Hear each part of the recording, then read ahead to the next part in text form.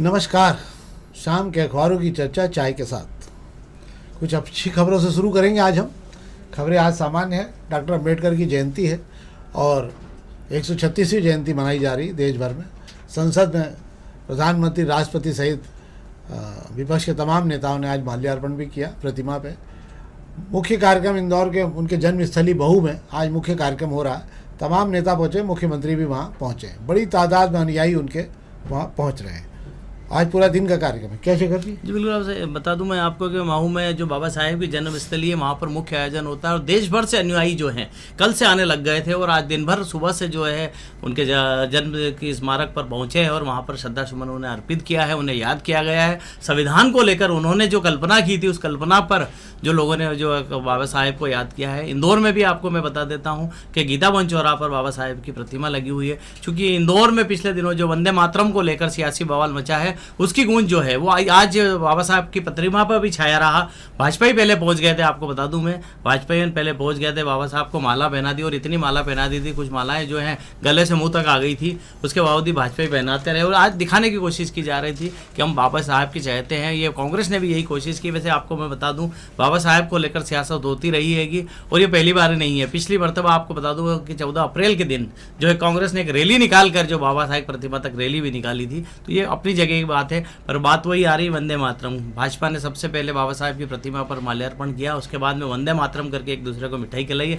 हालांकि कांग्रेस ही तब तक इंतजार करते रहे हैं। सबसे चौंकाने वाली बात है कि शहर अध्यक्ष चिंटू चौक से और इंदौर शहर की विधानसभा के बनाए गए प्रभारी जो हैं प्रतिमा पर नहीं पहुंचे थे। कांग्रेस के जो कार्यकर्ता वहां मौजूद थे, राज चौक से की अगुवाई में उन्होंने बाबा साहब को याद किया और कांग्रेसियों ने भी वंदे मातरम किया। हालांकि माइक नहीं होने से कांग्रेसियों की आवाज़ प्रतिमा के आसपास ही सुनाई दी।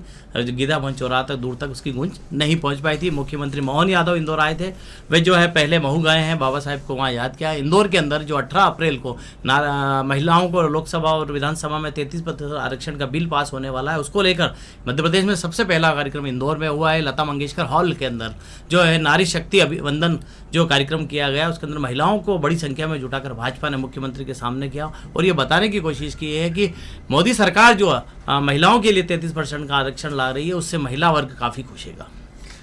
तो ये तो थी खबर डॉक्टर अंबेडकर से। अब हम दोपहर की खबरें शुरू कर रहे हैं आज। तो दैनिक दोपहर खबरों में आज एक खबर विशेष है, मतलब जिस पर हम बात करना चाहेंगे। शहर के तालाबों में इस समय एक अच्छी खबर है, शहर के तालाबों में इस समय भरपूर पानी है। इसके अलावा जो नगर निगम के जितने भी बोरिंग हैं वे सब मजबूती से खड़े हुए हैं। अभी तक अप्रैल 15 लगभग निकल रहा है और आप समझ लीजिए कि आपको मई नहीं तो अप्रैल तक का ही बोरिंग बोल जाते थे, पर पहली बार ऐसा हो रहा है कि बोरिंग लगातार नियंत्रण में बने हुए हैं और तालाबों का स्तर भी अच्छा बेहतरीन बना है, जिससे अनुमान लग रहा है कि आपके पास तो 15 जून तक के लिए भरपूर पानी अभी मौजूद है। इसके अलावा एक बात जरूर हो रही है कि जो बोरिंग 200-250 फीट तक किए गए हैं, 300 फीट तक अधिकतम जो प्राइवेट बोरिंग किए गए हैं, वो लगभग अब शहर में बोलना शुरू हो गए हैं। जो शहरी क्षेत्र के बोरिंग है लगभग की स्थितियाँ ये हो रही है कि अब उनके बोरिंग खत्म होने लगे हैं। यह पानी उसमें 1-2 घंटे बाद थोड़ा बहुत पानी मिलता है तो आ रहा है। क्या सर? बिल्कुल आप सही कह रहे हैं। पिछले 3 दिनों से गर्मी जिस तरीके से सता रही है उससे अब लगने लगा है कि गर्मी अपना जो है विकराल रूप दिखाएगी और जब गर्मी तेज अपनी रफ्तार बढ़ाती है तब जमीन पे से पानी का जल स्तर जो नीचे की तरफ जाता है और नगर निगम के लिए जल संकट की जो चिंताएं हैं जो है सामने आने लगती है। टैंकरों की संख्या धीरे धीरे बढ़ाई जा रही है। चूँकि आपने कहा कि तालाबों का जल स्तर ठीक है, उम्मीद की जा सकती है कि लंबे समय तक ये बना रहे, वरना इस साल जो जिस तरह की गर्मी होने की संभावना जताई जा रही है, नगर निगम के लिए मुझे लगता है एक चुनौती भरा समय जो है सामने दिखाई दे रहा है। एक और खबर बात करें, नहीं मिल पा रही मास्टर प्लान की सड़कों को रफ्तार। ये सब सड़कें छोटी बड़ी होने के विवाद में उलझी पड़ी हुई हैं। एक खजराना सड़क को लेकर फिर एक बार मामला हुआ और वहाँ बीच का अलाइनमेंट जो है, जो सेंट्रल लाइन थी, उसको बदल दिया गया। एक साइड के लंबी चौड़ा, एक साइड के काफ़ी कुछ मकान उसके कारण राहत महसूस कर रहे हैं, जिनको बचा लिया गया है। पर बाकी जगहों पर हमेशा की ये स्थिति बनी हुई कि अभी हाल कितने बनेंगे और कितना छोड़ा जाएगा इलाका, इसको लेकर अभी तक निराकरण नहीं हो पा रहा। सबसे ज़्यादा विवाद सुभाष मार्ग को लेकर। ऐसी स्थिति में रोड कब बनेंगे, हम इससे पहले ही बात कर चुके हैं और आज फिर हम बात करें कि ऐसी स्थिति में रोड कब बन पाएंगे, इसकी कोई गारंटी नहीं है। सारे रोड अभी हाल केवल चौड़ाई को लेकर फंसे पड़े हुए। क्या साहब? बिल्कुल सही कह रहे हैं आपके। इंदौर में जो 23 मास्टर प्लान की सड़कों को बनाने की नगर निगम ने बीड़ा उठाया, इसके लिए जो केंद्रीय केंद्र सरकार से खास फंड जो है दिया गया है, उसके बावजूद नगर निगम इन 10 सड़कों का काम शुरू कराया था, उनमें रफ्तार नहीं दे पा रहा है। अगर मैं मालवीय नगर की सड़क को छोड़ दूं तो बाकी सारी सड़कों पर काम शुरू होने के बाद वहीं के वहीं ठहर गया है। सबसे दिलचस्प कहानी तो जो है जंजीरवाला चौराहे से लेकर अटल द्वार तक की जो सड़क बन रही है उस सड़क का है। इस सड़क की सेंट्रल लाइन डल गई, निशान लग गए, भूमि पूजन हो गया, सड़क का काम चालू हो गया, उसके बाद में ठेकेदार कहाँ गया किसी को नहीं पता, क्योंकि नगर निगम कब्जे हटवा के नहीं दे पा रहा है। पिछले दिनों हमने बात की थी कि वहाँ के रहवासी जो है महापौर पुष्यमित्र भार्गव के पास पहुंचे थे कि सड़क की चौड़ाई कम कर दे। ऐसे अगर हर रोड से रहवासी सड़क की चौड़ाई कम करने की मांग करते रहेंगे तो इस शहर में सड़कें नहीं बन पाएगी। नगर निगम को मजबूत इच्छा शक्ति के साथ में मुझे लगता है कि सड़क की चौड़ाई को जो मास्टर प्लान में तय गई उसके मुताबिक सड़क बनाने के लिए रिमोल करने की ज़रूरत है और इस काम में तेज़ी नहीं करनी चाहिए, क्योंकि अभी 2-3 महीने का और बचे हैं गर्मी के, उसके बाद बारिश शुरू हो जाएगी, फिर सड़कों का काम हो नहीं पाएगा। सही बात है। और अगर ये शहर के लिए बहुत लंबा नुकसान हो रहा है, समझ नहीं आ रहा है कि नगर निगम कहाँ उलझी हुई है और इन सड़कों को लेकर सबसे प्राथमिकता तय नहीं है। सबसे पहले प्राथमिकता तय होना चाहिए भी नगर निगम में कि टॉप प्रायोरिटी के 10 काम कौन से हैं जिनको सबसे पहले किया जाएगा, उनका समय शेड्यूल सब तय हो जाना चाहिए, उसके ऊपर नियंत्रण होना चाहिए, उस पर नज़र रखी जानी चाहिए, उसकी समीक्षा होना चाहिए। पर शायद मुझे लगता है नगर निगम, मैंने आज तक कभी नहीं देखा कि नगर निगम में किसी कार्यों की समीक्षा हो रही है। समय है, समय के साथ में जो हो जाए। नगर निगम में जिन कार्यों की समीक्षा होनी चाहिए, जो शहर विकास को लेकर बात होनी चाहिए, उन बजट सम्मेलनों में, परिषद की बैठकों में वंदे मातरम पर लेकर सियासत गरमाती है और शहर के मुद्दे वहीं के वहीं रह जाते हैं। ये हाल जो है इस नगर निगम में चल रहे हैं, तो ऐसे में शहर विकास की बात करना, मास्टर प्लान की सड़कों का अधूरा रहना स्वाभाविक है। एक खबर पर और बात कर रहे हैं संक्षेप में हम। दुबई का टूरिज्म जो है 8 से 10 हज़ार लोग हर महीने जाया करते हैं शारजाह, दुबई, कतर वगैरह तमाम जगहों पर, यूएई वगैरह में। तो ये सारा मामला शून्य हो गया। दुबई का टूरिज्म पूरी तरह से खत्म, कोलैप्स हो गया। मतलब ये इंदौर के जो ट्रेवल्स के कारोबारी उनका कहना। और अंतर्राष्ट्रीय यात्राएं भी, मतलब अन्य देशों के लिए भी जो जाने वाले, थाईलैंड वगैरह इधर उधर जो घूमने जाया करते थे परिवार के साथ पैकेज बनाकर, वे सारे लोग जो है अब धीरे धीरे बाहर होने लगे।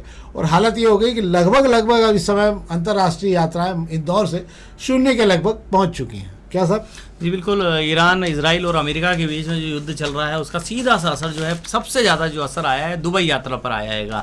दुबई को इंटरनेशनल व्यापारिक राजधानी कहा जाता है और दुबई में जैसा कि पिछले दिनों हम देख रहे थे, 2-3 महीने पहले की अगर बात कर लें तो रियल इस्टेट कारोबारियों को या रियल इस्टेट को लेकर इतना बड़ा दुबई अपने आप को पूरी दुनिया में लोगों को खींच रहा था। अभी हालात ऐसे हो गए हैं कि वहाँ रियल इस्टेट जो 33% नीचे आ चुका है। अभी लोग दुबई खरीदारी करना तो ठीक है, उधर तरफ देखना तक नहीं चाहते हैं। जिन लोगों का कारोबार दुबई से चलता है वे खुद भी अब कम आना जाना कर रहे हैं, क्योंकि हमें पता है कि जब युद्ध शुरू हुआ था सबसे पहले इंदौर के जो कारोबारी और नेता वहां पर कारोबार के सिलसिले में गए थे, ऐसे फंसे थे कि उन्होंने एक टायर की जो है फैक्ट्री में आग लगे को ब्लास्टिंग बता दिया था। बाद में काफी किरकिरी भी हुई थी। हम प्रभात खंड की बात कर रहे हैं। रेलवे स्टेशन पर 7 मंजिला इमारत के लिए खुदाई का काम शुरू हो गया है। यहाँ पर एक 7 मंजिला बिल्डिंग बननी है। ये गूगल से पूरा डिज़ाइन उठाया गया था, हम पहले भी आपको बता चुके हैं इस मामले में पूरा कार्यक्रम करके।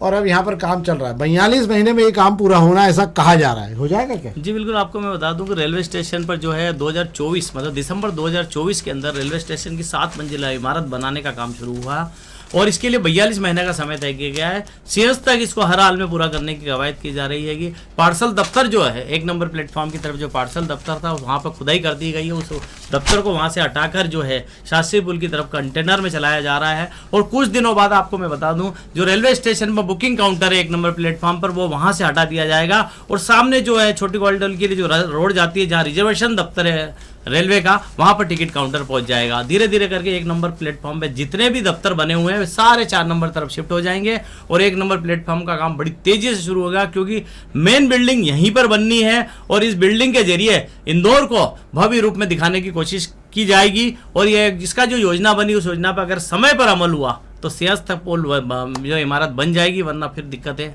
आपके सामने। शानदार इमारत आपको खड़ी हुई दिखेगी 7 मंजिला रेलवे स्टेशन पर, अगर सब कुछ समय पर हुआ था। एक और खबर, अब हम पत्रिका खबर की बात कर ले रहे हैं। 5 साल में दुगना हुआ रियल एस्टेट कारोबार है।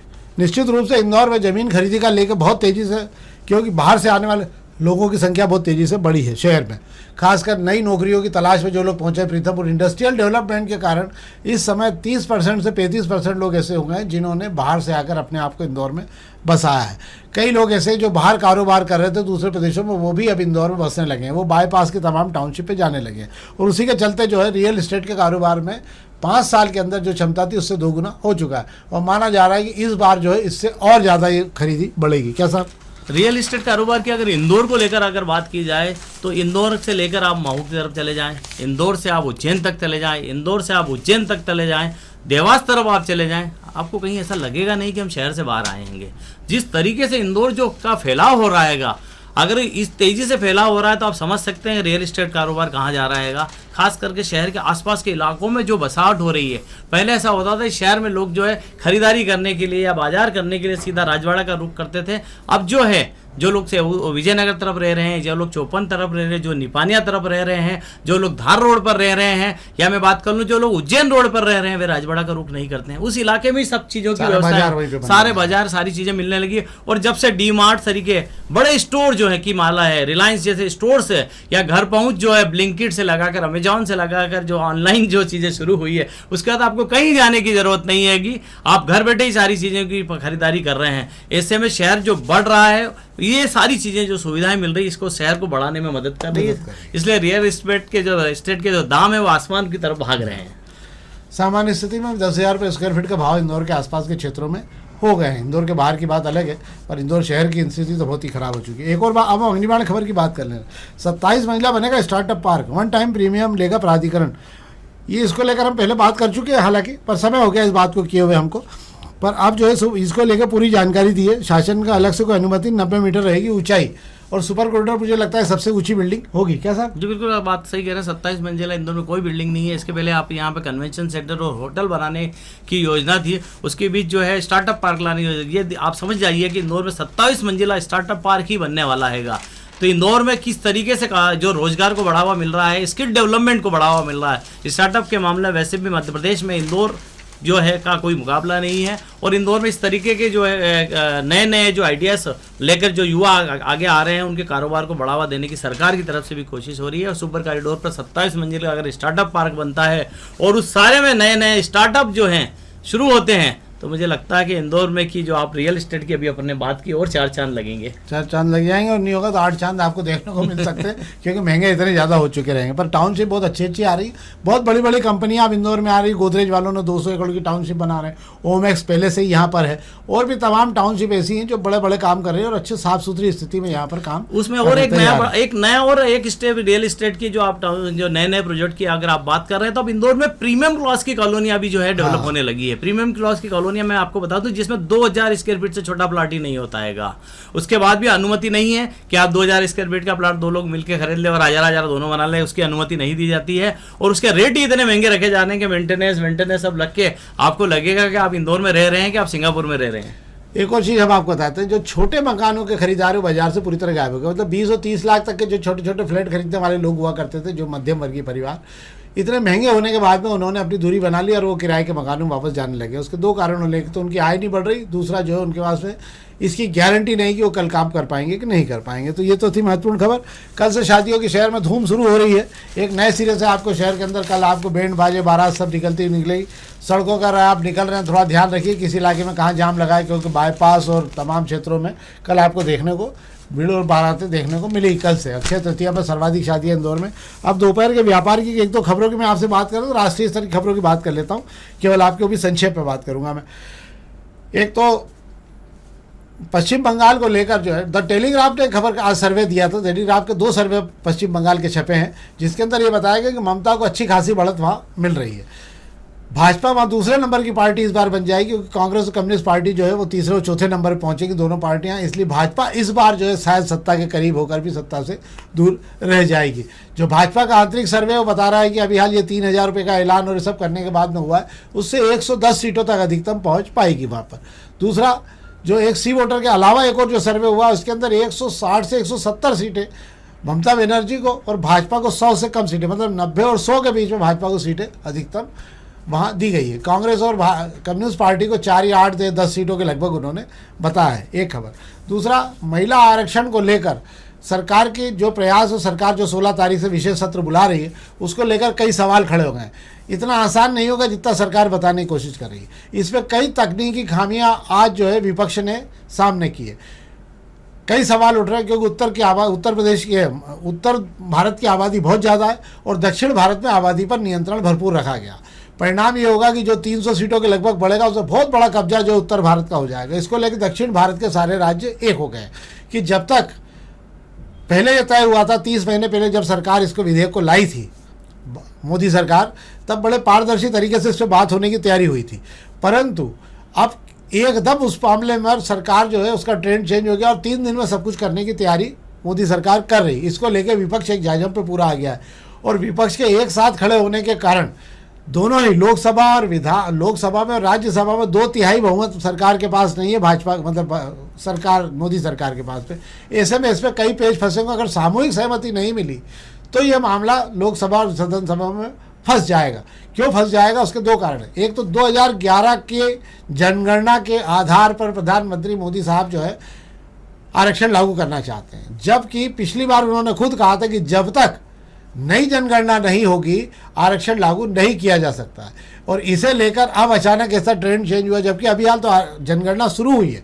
ये जनगणना खत्म होगी 2026 वाली, 2027-28 के लगभग आंकड़े जब भी आएंगे इसके बाद ही यह प्रक्रिया शुरू होना थी और इसी के साथ में फिर आपका परिसीमन का कार्यक्रम भी शुरू होना था, तब ही जाकर ये जो है इसको लागू किया जाना था। पर सरकार के पास ना परिसीमन की कोई जानकारी है और ना ही जनगणना के आंकड़ों की कोई जानकारी है। पर सरकार इसको लोकसभा में लाकर इसको किसी भी तरह से जल्दी लाकर क्लियर करा के अपनी पीठ ठोकने की तैयारी में है, जबकि विपक्ष इस पर कई संशोधन चाहता है। महिलाओं के कोटे में भी कोटा चाहता है विपक्ष कि भैया इसके अंदर जो है पिछड़ा वर्ग SC/ST की महिलाओं के लिए भी आरक्षण होना चाहिए।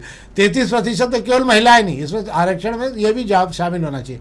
अभी सरकार ने इसका कोई जवाब नहीं दिया, इसलिए मुझे लगता है कि 16 तारीख के सदन में भी अगर ये हो भी गया तो कानूनी प्रक्रिया और कोर्ट के चक्कर में उलझ जाएगा। पहले भी कई मामले विधेयक जो है कोर्ट में जाके जो बिल उलझ चुके हैं, तो ये भी ऐसा रहेगा।